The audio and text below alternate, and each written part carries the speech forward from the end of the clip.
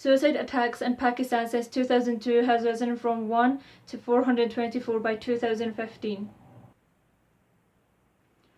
Bomb blast in 2002 went from 14 killing 71 people to a staggering 5,000 bomb blasts killing nearly 8,000 people.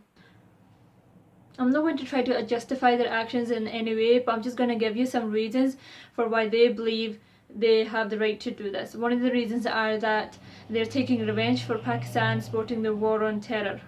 I think one of the big and the main reasons why members of the terrorist organization do this is because they're brainwashed into believing that if they kill someone in the name of their religion, they will be given 72 virgins in heaven.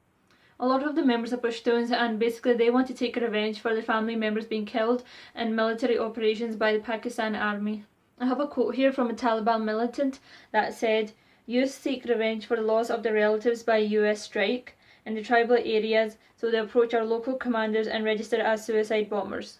So they think they can justify their actions by killing innocent civilians. First thing is, you killing other innocent civilians isn't going to bring back your family member, and second of all, you're starting a war with people that have no intention of hurting you, that have done nothing wrong to you.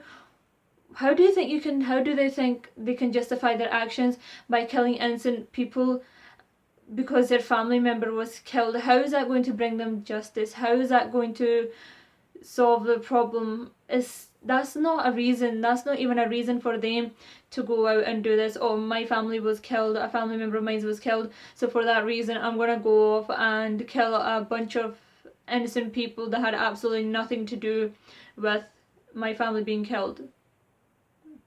Like, no, that doesn't make sense whatsoever. Their motives are driven by religious, political, social and economic factors, and one of the reasons are they're saying we're taking revenge for humiliation after they were detained and tortured by Shias.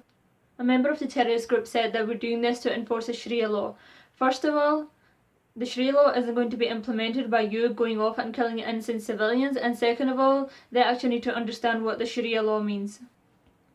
The big question is, how do these terrorist organizations manage to recruit more people? How has it become so easy for them to target schools, masjids, meaning mosques, hospitals and shopping malls? One of the ways is that they target madrasas, children that are learning there. They tend to target the male and the young ones. So basically they brainwash them into believing all sorts, and they're basically taking that institution, a madrasa, into their advantage to create more division, to create more bloodshed and to create more corruption. Poor and uneducated families sell their children to human trafficking, which is quite shocking, and also terrorist groups actually buy children off from parents.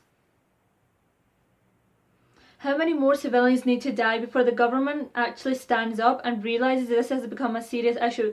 They have ignored all their duties, they have ignored all their responsibilities. They are using your tax money to build parks, to build a metro bus system. Is that going to help stop terrorists from entering into schools and killing 152 school children? Is that going to prevent men and women being killed in mosques? No, it's not going to do any of that. The government are too busy building their parks, building their metro bus systems.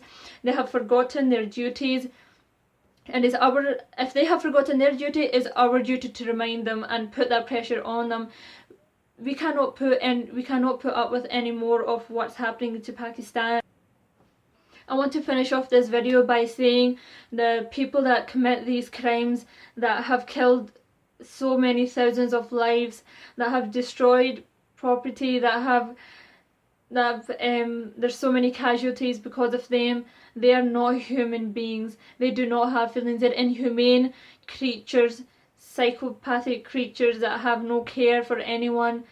Their actions can never be justified, and the last thing I do want to say is they do not represent Islam.